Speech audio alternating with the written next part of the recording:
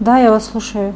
Телефон аркылуу акча тоногон шылуундарга кабылган журналист Мээрим Ташыбекованын окуясы учурда коомчулукту түйшөлтүп, жүздөгөн алданып калган адамдардын көйгөйүн көтөрүүдө. Бир гана телефон чалуу менен таасирдүү сүйлөп, канчалаган адамдарды торлоруна түшүргөн алдамчылар анын акчасын эсептерине котортуп гана тим болбостон бир канча банктардан үстөгү менен насыя алдыртып үлгүрүшкөн. Ошентип отуруп 10 октябрдан 16 октябрга чейин М банктан 2 кредит, Оптима банктан 150 000 сомго 1 кредит, Компанион банктан 150 сомго 1 кредит, РСК банктан 100 000 сомго 1 кредит алып берип салдым. Алып өз колум менен алардын транзиттик деп айткан шотуна салып берип койдум.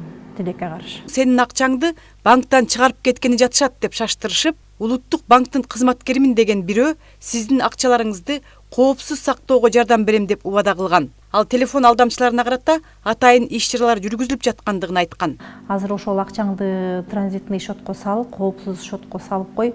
Себеби деген ал акчаңды алып кетпесин деп анан депозити менен чечип, шотума салып, шотуман жанагы транзиттик деп аткан шотко салып берип койдум. Андан дагы эмне акчаң бар десе, тиги баланча деген банктан айлык алып атам деп, десем канча бар аякта дегенде мынча деп аяктан да акчамды салып берип койдум. Андан эми мындай кыл, тиги ЦУМга барасың деди, ЦУМга баргандан кийин анан сен бул эмеңдин баарын азыр сен ар бир кыймыл аракетиңди УКМК тартып атат. Барын атайын операция жүргүзүп атат. Ошондуктан сен кирип баратканда сумкаңды сол ийниңен оң ийниңе асып койсоң, бул сенин кирип атканыңды биз билебиз. Анан кийин дароо ошол жактан съемка кылып баштайт жашыруун камералардан. Анан ар бир банктын кызматкерлери өзлөрүн кандай алып жүрдү, ошолордун баарын биз аныктап туруп, анан кийин чын эле алар ошол кылмышка тиешеси бар бекен, чын эле ошолор сенин маалыматыңды берип атыптырбы, ошонун баарын биз аныктайбыз деди. Алдамчылар Мээримге күнүгө чалып, улам бир маалыматты айтып, анын жашоосун чулгап, көп убактысын ээлеп алышкан. Ага ишенимдүү сүйлөп, өздөрүнө ынандырып, бир убакта өтүнүп, бир учурда көтөрүңкү сүйлөп, буйрук берип үстөмдүк кыла башташкан. Аябай көп маалыматтарды айтышат да, тим эле цифраларды көп айтат, адамдардын фамилияларын көп айтат, анан мыйзам-сыйзамдардын баарын айтат. Анан кийин бир да жылчык калтырбайт да, мисалы Нацбанктан деген киши чалып бүттү, ал коёр менен дароо тиги УКМКнын тергөөчүсүмүн деген аял чалат, Эржанова Толгонай. Здравствуйте, это я, Эржанова Толгонай деп эле баштайт. Ошентип эле мындай аябай тиги ошол Эржанова Толгонай дегени кадимки эле следовательдей болуп, үстөмдүк кылып сүйлөп, кээ бирде коркутуп, мисалы, это ваша проблема, вы будете платить эти деньги деп коркутуп мени ыйлатып, ушундайга чейин алып барышты да кээде. Шылуундар насыя алдыртып бүткөндөн кийин дагы акча жетпей жатат деп Мээримдин зер жана баалуу буюмдарын ломбардка өткөрүп акча алуусун суранышкан. Ошондо гана ал алданып жатканын шекшип баштаган. Ошол ал келген акчалардын биз түпкү эмесин аныктай албай атабыз. Ошон үчүн сен дагы бирөөнөн 1 миллион сомго чукул акча алып туруп, жанагы шотко салып бер, анан ошондо аныкталат деп атат. Анан кийин жок, мен андай акча таба албайм дедим да. Мен эчки андай миллион сом бере турган таанышым жок десем, анда сен 5 000 10 000 сомдон ал карыз деп атат. Жок, кечирип койгуңуздар, мен эч андай кыла албайм деп айттым да. Десем, анда сен ювелирный изделияларыңды тиги ломбардка өткөр деп. Мен андай ювелирный изделияга деле кызыкпайм, чынын айтсам, алтын-палтыным деле жок. Эми ашып кетсе бир-эки шакек сөйкөм бар, аны сатсам 5 000 эле сом болот десем, ну тогда нет смысла, анда биз придумаем что-нибудь деп коюп коюшуп, анан кайра эме чалып башташты. Ну что, балким деген айлыгың тийип калат деп ойлонуп, анан таанышыма айттым да, ушинтип атат деп айтсам, анан эй, сени алдап койгон турбайбы деп, анан анда деле ишенбейм да. Жок, алар алдаган жок. Алар деген логотип менен, банктын тиги мондай печать менен мага каттарды жиберип атпайт десем, ай сен кызыксың го деп ушинтти да. Ошондо анан кийин мээме жетип, анан кийин калчылдап уже жарым түн болчу, уже уктай албай баштадым. Анан кийин анан укук коргоо органдарына барып баштадым. Жабырлануучу эң биринчи кезекте Бишкек шаардык ички иштер башкармалыгына, андан соң Улуттук коопсуздук мамлекеттик комитетине кайрылган. Ошо биринчи УКМКга кайрылсам алар айтышты, бул биздин иш эмес негизи. Бул деген жөнөкөй эле обычный эле шылуундук экен. Ал шылуундукту деген эки жарандын эле ортосундагы мамиле болуп атат. Эгерде сизди чын эле УКМКдан чалып, же болбосо улуттук банктан чалып алдап кетсе, анда биз чара көрмөкпүз. Мындай кызматтык кылмыш катары иликтөө жүргүзүп чара көрмөкпүз деп анан. Ошондуктан сиз Ички иштер министрлигине барыңыз деди. Ички иштер министрлигине барып, бүт баарын айтып бердим, керектүү далилдердин баарын бердим.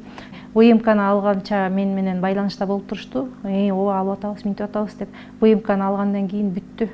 Суроолорум да жоопсуз калды. Өзүм менен өзүм сүйлөшүп атканда эле телефондон жазып коем, жооп бербейт. Ошентип эле 3 ай болду. 3 айдан бери жок эч кандай жыйынтык. Ошол жана коомчулукта мен Facebookка жазып, коомчулуктан жардам сурап кайрылгандан кийин Ички иштер министрлигинин басма сөз катчысы менен байланышып, тергөөчүлөрдү алып келип мен менен беттештирип, анан кийин мына эми иш жанданат деп айтты. Свердлов райондук ички иштер бөлүмү учурда тергөө уланып жатканын билдирүүдө. 2024-жылдын 17 октябрь күнү Бишкек шаарынын Свердлов Рибке МТ аттуу жаран кайрылган. Себеби белгисиз адамдар телефон аркылуу өзүлөрүн улуттук коопсуздук мамлекеттик кызматтын кызматкерлерибиз жана улуттук банктын кызматкерлерибиз деп тааныштырып, алдоо жолу менен ишеничине кирип 825 000 сом акчасын котортуп алгандыгы тууралуу билдирген. Аталган факт боюнча тергөө кызматы тарабынан Кыргыз Республикасынын кылмыш жаза кодексинин 209 беренесине ылайык кылмыш иши козголгон. Тергөө амалдарынын жүрүшүндө шектүүлөр жабырлануучунун ишеничине кирип, аны 825 000 сом кредит алууга үгүттөп макулдугун алып, ал акчаларды абоненттик номерлерге которуп алышкан. Жогорудагы окуя боюнча азыркы учурда тергөө амалдары улантууда. Үстөгү менен насыя алып жаткан мээримге М-банк, Оптима, Компаньон, РСК банк буга чейин бир нече жолу бир эле банктан насыя алгандыгын көрүп туруп, сурамжылабай насыя берип коюшкан. РСК банк көрдү базадан, менин көзүмчө ачып, сиздин бир күндө 10-унда эле дароо 2 кредитиңиз бар экен. Азыр мага келип дагы 100 000 сом алгантасыз деди. Анан ооба десем, ошону карап туруп анан кийин сиз төлөй эле аткенсиз деп берип койтпайбы. Андай негизи туура эмес да. Сен бир кредитиң барбы, уже сен уже кооптуусуң да, мисалычы. Сен күмөн санай башташ керек да, сен эмнеге мынча кредит алып атасың, жаның эмне мынча учуп келди деп сураш керек.